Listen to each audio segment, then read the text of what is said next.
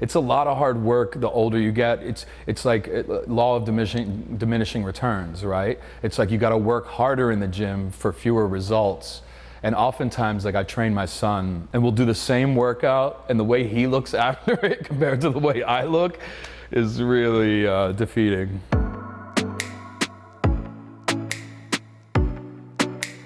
I think the first time I was ever given a trainer by a studio was for I Know What You Did Last Summer, the movie I did 100 years ago. And then from there, I just stayed consistent for the most part, you know? There's times where you go up and down, and then also during the pandemic, everybody was a bit of a loss for how to keep up their routines and that. But I don't know, between my mental health needs and my own personal vanity, I stay in pretty decent shape.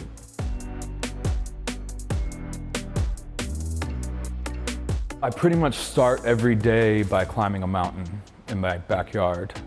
And it's exhausting, it's incredibly intense. You sweat so hard, so it changes your body chemistry, literally. It's like a run, hike, climb, right? So when I finish that, I feel clearer, I feel less down oftentimes. It's something where if you took a professional athlete out there, they would struggle.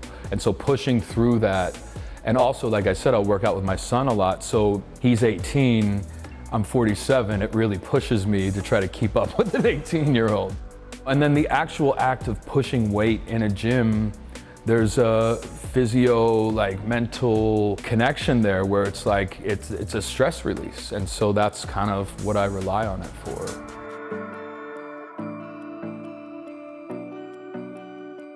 I no longer eat what I want at this age because there's no escaping certain food items if you indulge. My weaknesses are more like French fries, fried chicken, like I cannot turn down those. But ordinarily, it's like, you know, protein and vegetables, like is what I really try to stick to most.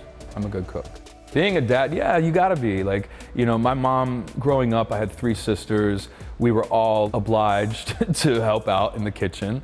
And that's where I learned from my mom, who's a great cook. And as a father, even if the meal doesn't turn out perfect, I feel like the kids value the fact that you made it for them and it's made with love. And, you know, so there are hits and misses. Some of my hits are really strong and some of my misses are, you know, but it was always important to me to not just get takeout or, you know, and for them to see me taking the time to cook for them I felt like it mattered.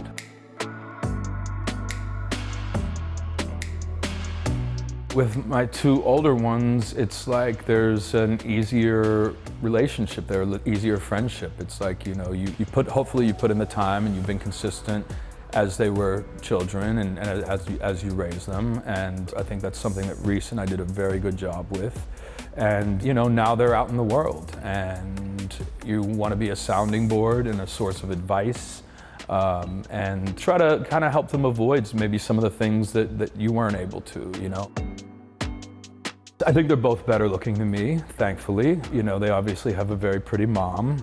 I don't have the most winning personality, but I do like to see, you know, them have similar interests and to know that you were sort of part of that. Like Deacon and I connect very heavily in regards to music, and I've sort of educated him about all genres and all time periods, you know, but we both still listen to, you know, the newest 20-year-old rapper too, you know, at the same time. And Ava is very much my personality, and God bless her, I hope she can overcome it.